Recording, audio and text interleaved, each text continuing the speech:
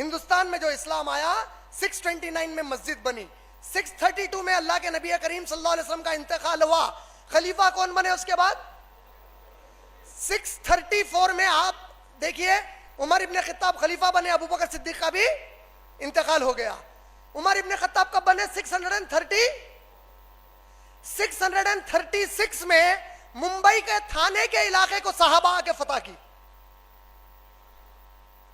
عمر ابن خطاب کی خلافت میں تھانے ممبئی کا صحابہ آ کے فتح کی.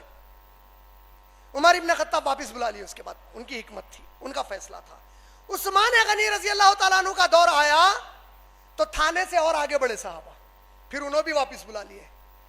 634 میں عمر ابن خطاب کا دور, 644 میں 644 میں کس کا دور؟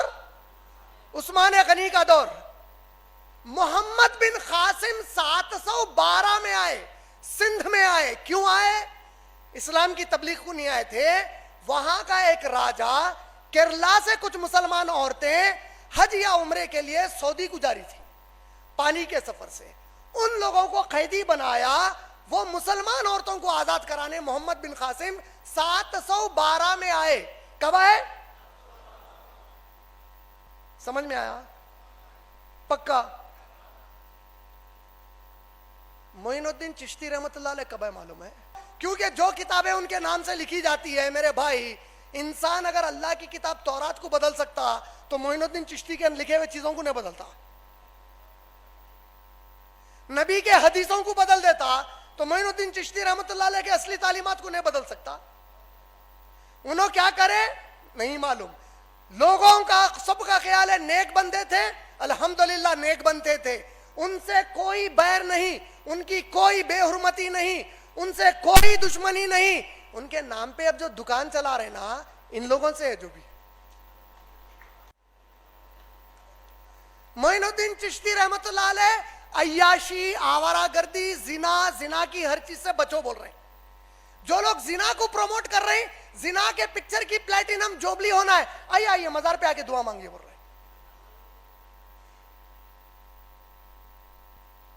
اور پھر ہمارا خود کا حال, جب بادشاہ آنے لگے تو دو قسم کے اسلام آئے ہمارے پاس. ایک اسلام مدرسوں سے آیا جہاں پہ علم کو ترجیح دی گئی, عالمیت کو ترجیح دی گئی. سو اسلام میں دیوبند وغیرہ کے مدرسوں سے کیا چلا یہاں پہ؟ حنفی مسلک کا پرچار چلا. اگر صحابہ اسلام کا علم سیکھتے 8 سال تو پورے 8 سال 24/7 خالی کتاب اللہ وقال رسول اللہ صلی اللہ علیہ وسلم پڑھایا جاتا. ایسا کیوں ہوا؟ کیونکہ جس زمانے میں ہمارے بادشاہ آئے مسلمان یہاں پہ, یہ محمد تغلق وغیرہ جو بھی آئے لوگ, یہ لوگ ترکستان کی طرف سے آئے. ترکی کا جو ایریا تھا ایران سے قریب تھا. یہ جو ایریا تھا یہاں پر شیعہ حضرات میں صوفیزم شروع ہوا سب سے پہلے. وہ لوگ اسلام کی جیسی تبلیغ کرے, وہ تبلیغ کو لے کر یہاں پہ یہ بادشاہ ہے. یہ بادشاہ اس صوفیزم کو جو شیعوں سے لیے تھے اس کو سنیائز کرائے. صفوید خلافت, ان کے دور میں یہ صوفیزم کا کانسیپٹ شروع ہوا. لینڈ آف صوفی, الیگزینڈر جو تھا نا سکندر اعظم عیسیٰ علیہ السلام سے پہلے, انہیں جب عراق اور ایران کو جانا چاہتا تو اس کو لینڈ آف صوفی بولا, کیونکہ وہاں پر آلریڈی وہ آگ کی پوجا کرنے والے لوگ ساری دنیا سے بے تعلق ہو کے ایک پہاڑ پہ جا کے بیٹھ جاتے تھے. اللہ تعالیٰ بول رہے ہیں عیسائیوں کو ہم نے حکم نہیں دیا تھا کہ وہ روحانیت اختیار کریں اور ساری دنیا کو چھوڑ دیں. ان کے چرچ میں چھوڑ دیتے نا, شادی نہیں کریں گے, کچھ نہیں, خالی گاڈ کی سروس بول گئے. ہم نے تو ایسا حکم نہیں دیا بولے اللہ تعالیٰ. اللہ کے نبی کی دلیل لیتے ہیں غار حرا میں جانے کی, لیکن اللہ کے نبی صلی اللہ علیہ وسلم پر جب قرآن نازل ہو گئی اور حکم آیا پبلک میں دعوت کا کام کرنے کا, اس کے بعد اللہ کے نبی صلی اللہ علیہ وسلم کبھی بھی غار حرا میں واپس نہیں گئے ایک بار بھی. آپ لوگ اب سمجھے کون سا علاقہ بن گیا ایران کے اندر پورا؟ صفوید. یہاں سے اسلام نارتھ سے ہوتے ہوئے انڈیا کے مسلمانوں میں آیا. یہاں سے آنے والے بادشاہ ہندوستان کے اوپر حکومتیں قائم کرے. یہاں سے آئے مغل, یہ لوگ قائم کرے حکومت. نتیجہ ان کے پاس دینداری کچھ بھی نہیں تھی. اسلام کے نام پہ ہندوستان میں نہیں آئے, مسلمان حکومت قائم کرنے کے نام پہ نہیں آئے, یہ اپنے اپنے قبیلے کی حکومت قائم کرنے کو آئے.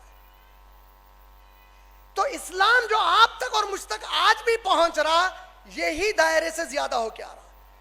میکزیمم کتابیں جو پڑھی گئی عباسید خلافت میں، عباسید خلافت والوں نے کیا کیا، جہاں کہیں ان کی خلافت تھی عربی کو مین میڈیم آف لینگویج رکھا.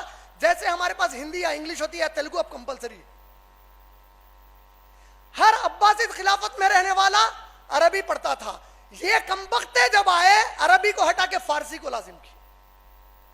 جیسا ہی فارسی لازم ہوئی، یہاں کے مسلمان عربی قرآن حدیث سے دور ہو گئے اور ان کی لکھی گئی کتابوں سے اسلام سمجھنے کے اوپر انحصار میں آ گئے. جیسا ہی یہ ہونا شروع ہوا، جو یہ بولتے ہم ان کی کتابوں سے پڑھ کے سمجھتے، تو آج بھی ہمارے پاس یہ مزاج ہے.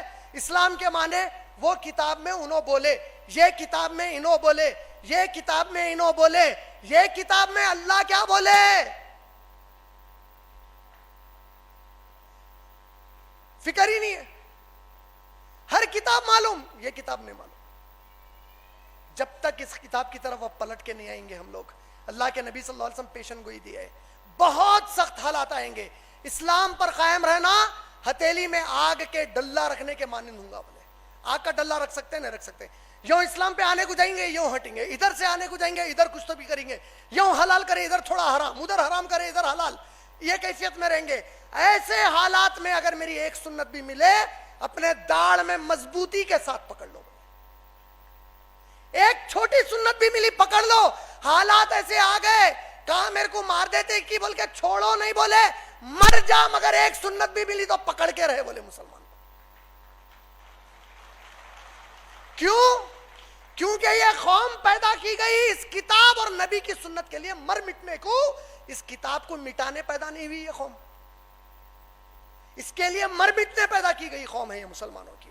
یہ دعا ہے ہمارے نبی صلی اللہ علیہ وسلم کی کہ آپ اور میں مسلمان پیدا ہوئے آج ماشاءاللہ. خذ بقلبي من رشاد